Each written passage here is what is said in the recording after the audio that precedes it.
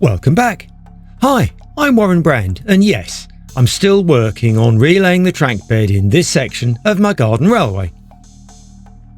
When I started this autumn, I assumed I would just concentrate on relaying a few metres along the side of the path and leave it at that, but no, it seems not. This is the 9th update and I'm still going. I am getting near to the end though, and it's looking good. Thank you for following along with the series of videos. If you've missed any of the previous episodes, please do look back at the playlist and see the journey I've taken so far. I had an idea that I could cast the grooves into the surface of the trackbed instead of the angle grinding method that I've used before. Angle grinding is quite slow and very dusty and noisy.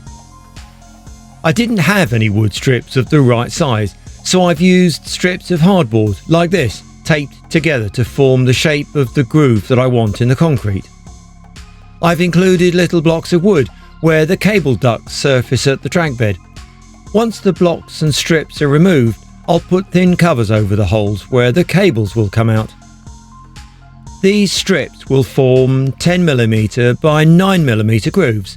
Fiddly though, and not easy to support in smooth curves or straight lines at the right height.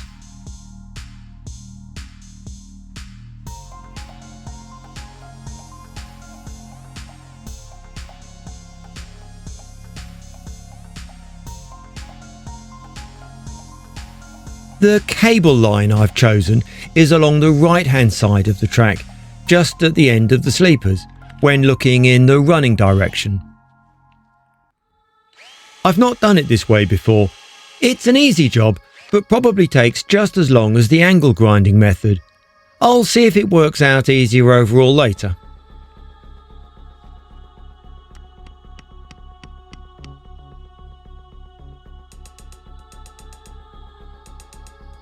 The top surface is a blend of sharp sand and cement, mixed to a moderately firm, dry consistency to avoid the slopping about too much and shrinking when it dries.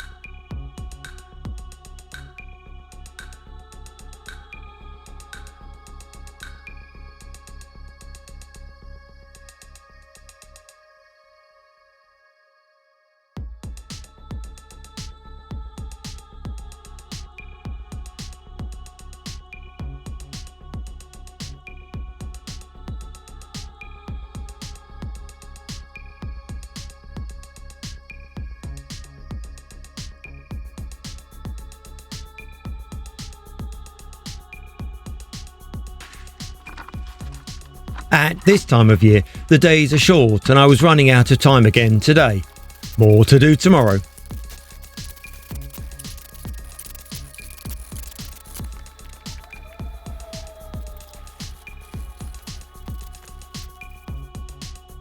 Back again, the first section is looking tidy.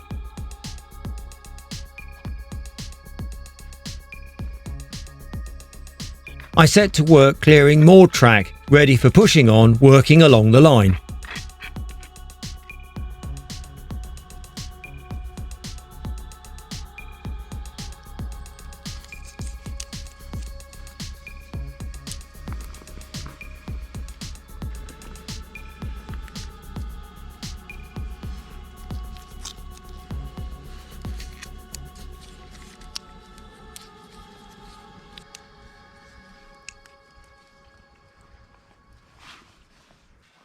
Just next to the base of the bird bath, I plan to include a signal box.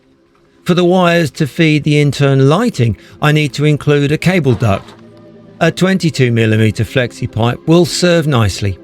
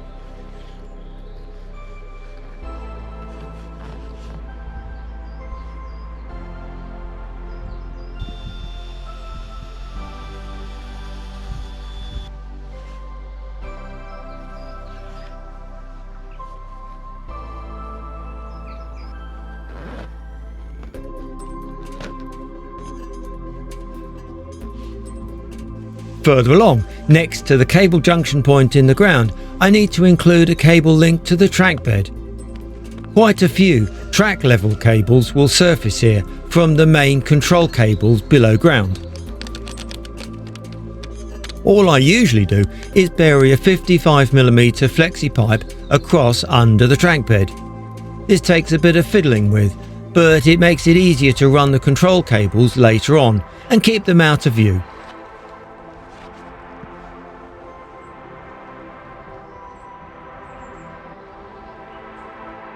I've also decided to include the next section of the main cable route. In an earlier video, I showed how this part of the railway was connected by deep level cables, but here I want to include an additional one.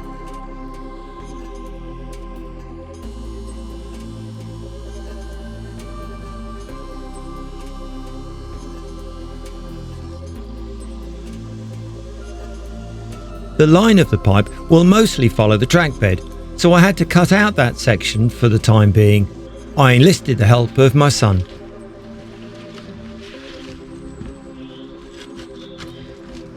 Ready when you are? Yeah. Vertical. Yeah.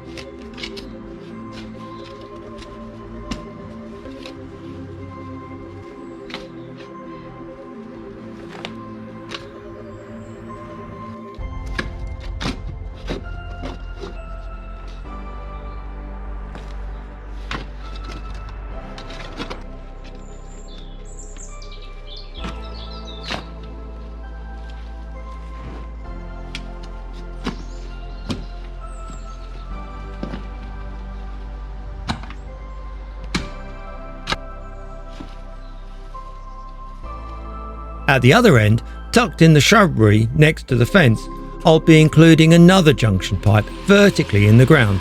This needs the side holes being cut too.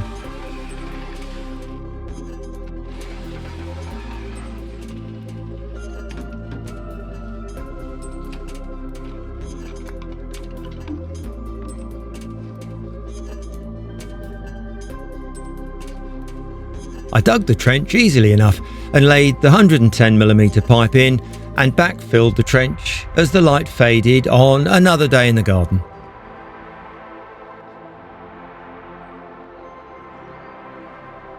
The next day left me clear to crack on with laying the trackbed concrete further along the section.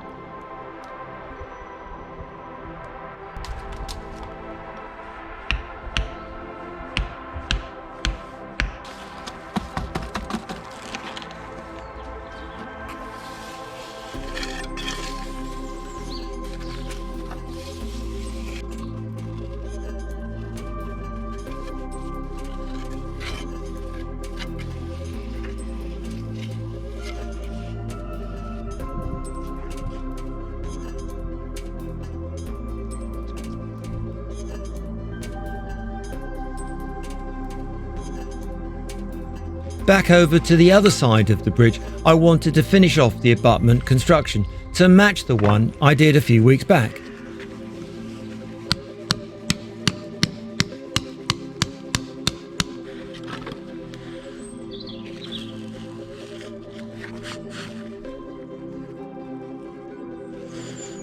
I was able to reuse quite a bit of the forming woodwork, so that made it an easier job.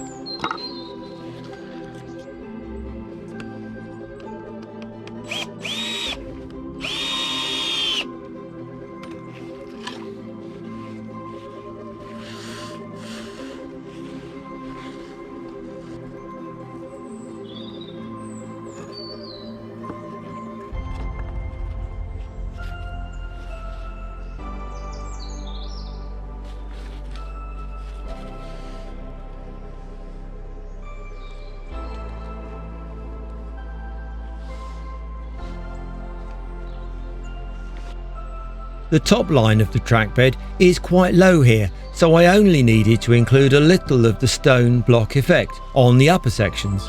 Luckily, I had enough laser cut card left over to finish that off.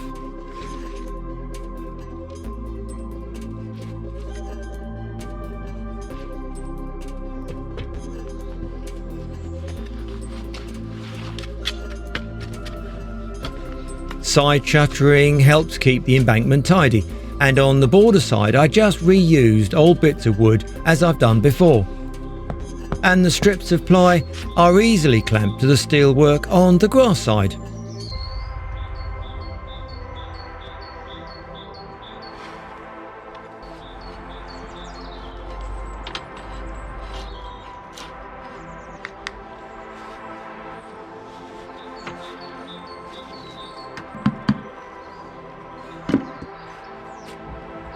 More concrete laid to form the main lump of the abutment, but like the other side, kept the top surface down about 25mm, so the inevitable shrinking doesn't affect it.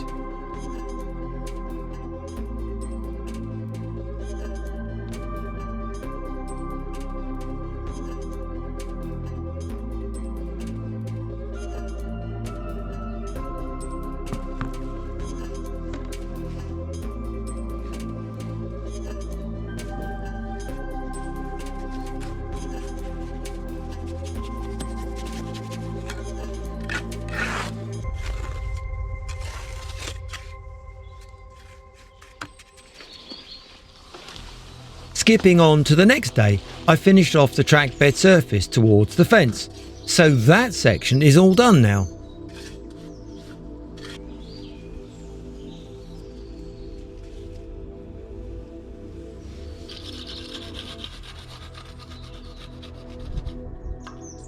I had time today to finish off the cable ducting in the area of the embankment.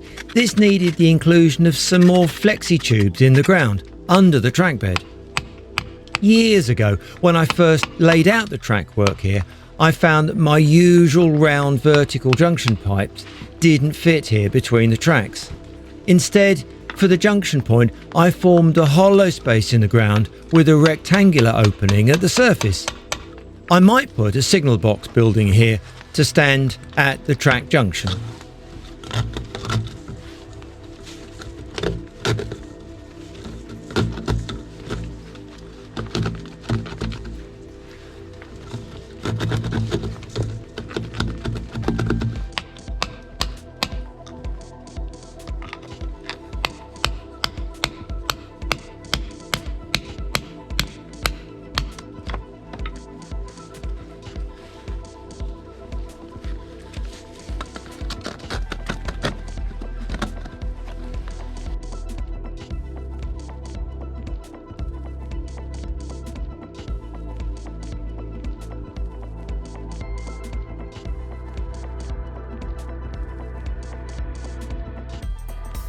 To form the hollows in the concrete below the trackbed to link up with the cable pipes, I have made some taped up rough cardboard cubes.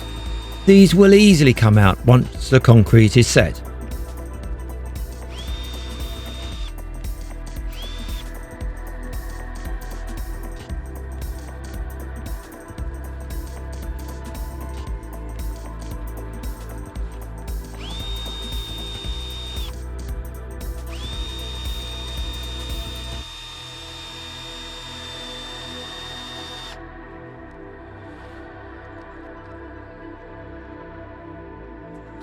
The last bit for this section is the concreting of the various curves and layers of the trackbed in this area.